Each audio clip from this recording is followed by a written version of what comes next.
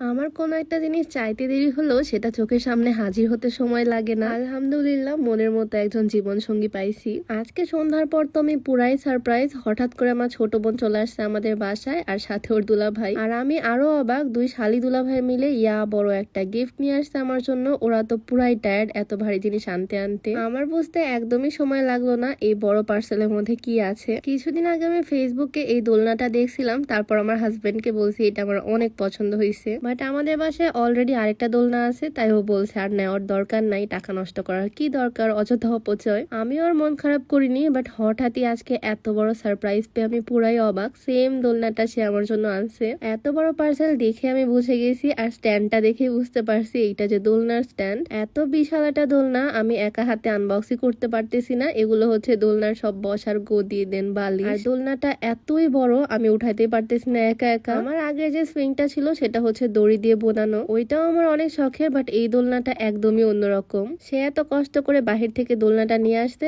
এখন বসে বসে সবকিছু আনপ্যাক করতেছে। আর এতদিন পর আমার ছোট বোন আসছে আমাদের বাসায়, এটা আমার জন্য আরেকটা সারপ্রাইজ। দুই শালি দুলা ভাই মিলে দোলনার সবকিছু ঠিকঠাক করতেছে, প্যাকেট গুলো খুলে ফেলতেছে। বাহিরে যাওয়ার সময় ওর একটা কল আসছিল, দেন ও বাহিরে বের হয়ে গেছে, আমাকে বলছে একটা কাজে যাচ্ছে। বাট আসলে ওর কাছে কুরিয়ার অফিস থেকে ফোন আসছিল, আর ও পার্সেল আনতেই গেছে, আর আফিয়াকেও সাথে করে নিয়ে আসছে। দুজন মিলে এত কষ্ট করতেছে, তাই আমিও চলে গেলাম একটু হেল্প করতে। দুজনে মিলে স্ট্যান্ডটা সুন্দর করে সেট করতেছি এখানে। শখের জিনিসটা এত তাড়াতাড়ি সামনে পেয়ে তো আমি পুরাই অবাক। আমার কোনো চাওয়াই সে অপূর্ণ রাখে না, যেটাই একবার মুখ দিয়ে বলি সেইটাই আমার সামনে চলে আসে। আসলে আমি অনেক লাকি, আলহামদুলিল্লাহ। দোলনাটা সেট করার পর আমি একটু বসে দেখতেছি এটা কেমন, যদিও এখনো পিলো গুলা রাখা হয় নাই, তারপরেও দেখো দোলনার লুকসটা কিন্তু সুন্দর লাগতেছে, তাই না? আমার খুবই একটা পছন্দের দোলনা এটা আমি রেহাজ লাক্সারি ক্লোজেট ফেসবুক পেজে দেখছিলাম। আমার আগের দোলনাটাও তাদের পেজ থেকেই নেওয়া, যেহেতু ট্রাস্টেড পেজ তাই আমার হাজবেন্ড তাদের পেজ থেকে দোলনাটা নিছে আমার জন্য। গতবার দোলনাটা নেওয়ার পরও অনেকে আমাকে বলছিল আপু দোলনা কোন পেজ থেকে নিছো একটু বলো। তো এবার দোলনার পেজটা আমি ডেসক্রিপশনে মেনশন করে দিব, তোমরা চাইলে দোলনার পেজটা দেখতে পারো,